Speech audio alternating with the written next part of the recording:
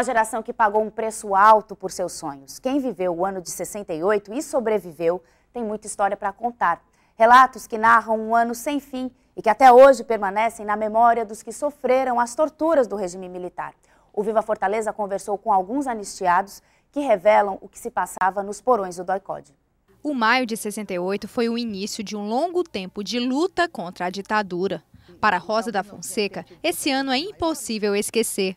O que aconteceu nessa época deixou marcas irreparáveis na lembrança e na honra dela. A militante não se envergonha de fazer voltar à tona lembranças tão amargas. Então era muita pancada, era o que eles chamavam de telefone. E pancada mesmo, pancada no rosto, eu caía no chão, levantava. E eles, horas e horas e horas de interrogatório, né, e espancamento, e palavrões, e ameaças, né, diziam que o meu pai estava muito mal e que ele ia morrer e eu ia ser culpado. Foi uma coisa assim muito terrível, né? E eu não sofri mais e talvez não tenha tido consequências maiores, porque a minha mãe, né, Rocilda, eu consegui mandar um aviso que estava sendo torturada, né? O pessoal levava, palavra cruzada para eu fazer lá. E nós tínhamos um código entre nós, os irmãos, éramos 9 irmãos, a gente sabia de cor e salteado falar as palavras ao contrário. Então eu mandei escrito em vários cantos Daratutó, Daratutó, que era justamente torturada ao contrário, né? E os meus irmãos conseguiram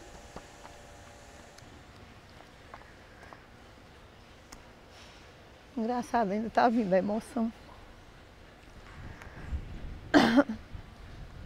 Conseguiram detectar.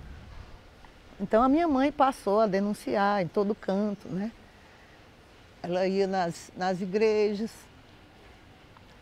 pedia o padre para falar, aí dizia que a filha estava presa, estava sendo torturada.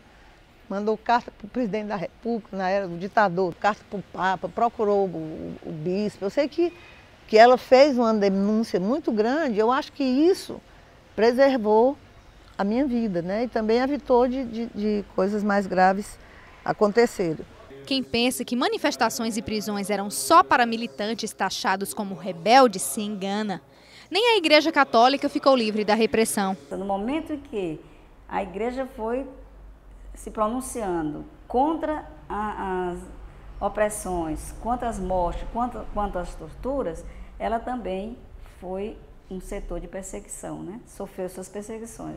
Mulheres e homens fizeram de seus próprios corpos e vozes instrumentos de luta. Oswaldo Barroso foi preso 3 vezes. Hoje, ao andar pelas ruas do centro, Oswaldo lembra de um passado onde as praças eram campo de batalha e os monumentos trincheiras. Na primeira passeata em que eu participei, logo quando entrei na universidade em 68, houve uma grande concentração nessa praça. E quando estávamos aqui, chegou a polícia, com seus cães, com seus cacetetes, com as suas metralhadoras.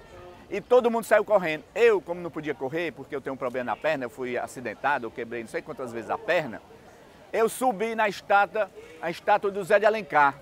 E fui salvo por José de Alencar. Porque quando eu subi, a polícia ficou embaixo e eu disse, não, e eu fiquei lá em cima. Aí quando eles descobriram que eu estava lá em cima da estátua, disseram, desce, desce. Eu digo, não desço não que eu vou apanhar. Vocês vão tacar esse cacetete na minha cabeça. Aí eles, desce, desce. Eu disse, rapaz, eu só desço se você prometer que não taca esse cacetete na minha cabeça. Aí o cara disse, tá certo, mas vai embora logo. E eu ainda desci com medo que ele tacasse o cacetete na minha cabeça. Felizmente o cara não tacou não. Eu saí ligeiro e ele deixou eu ir embora sem apanhar. Mas se não fosse o Zé de Alencar, eu estaria perdido. Lúcio Alcântara instalou a Comissão da Anistia Vânia Sidou, numa tentativa de indenizar as pessoas que viveram esse tormento. Quando eu cheguei ao governo, a lei já existia, mas nunca tinha sido posta em prática. Então nós tivemos que regulamentar a lei, constituir e implantar a comissão, e essa comissão então foi dado o nome de Vânia Sidou, em homenagem àquela excepcional figura humana, de advogada e pessoa que se identificou muito com esses presos políticos na época, para que a comissão analisasse, julgasse os casos e, dependendo da gravidade do sofrimento das pessoas, estabelecesse valores a serem atribuídos. Mais de 3 milhões de reais beneficiaram quase 120 pessoas. Na medida que esses processos iam sendo julgados e eram atribuídos às pessoas ou aos descendentes legais daqueles que haviam falecido, nós reuníamos um determinado número de casos já julgados e fazíamos esses pagamentos, né? Os pagamentos eram sempre feitos em blocos, para reunir um maior número de processos. Há divergências quanto a essa atitude do governo. Dinheiro não vale nada. Esse mundo é sustentado em 2 pilares, arma e dinheiro. Nenhum dos dois presta. Então, dinheiro por dinheiro pode, né, levar para onde quiser, eu não estou preocupado com isso. Agora, foi um reconhecimento de um erro, de um absurdo cometido pelo regime contra essas pessoas, contra a liberdade. Eu acho que dinheiro nenhum do mundo paga o que nós sofremos, traz de volta a vida dos companheiros que foram assassinados, o sofrimento que tanto sofreram. Então, acho que é equivocada e acho que o movimento hoje, que tem alguma vinculação com a anistia, deveria estar lutando era pelo esclarecimento das mortes,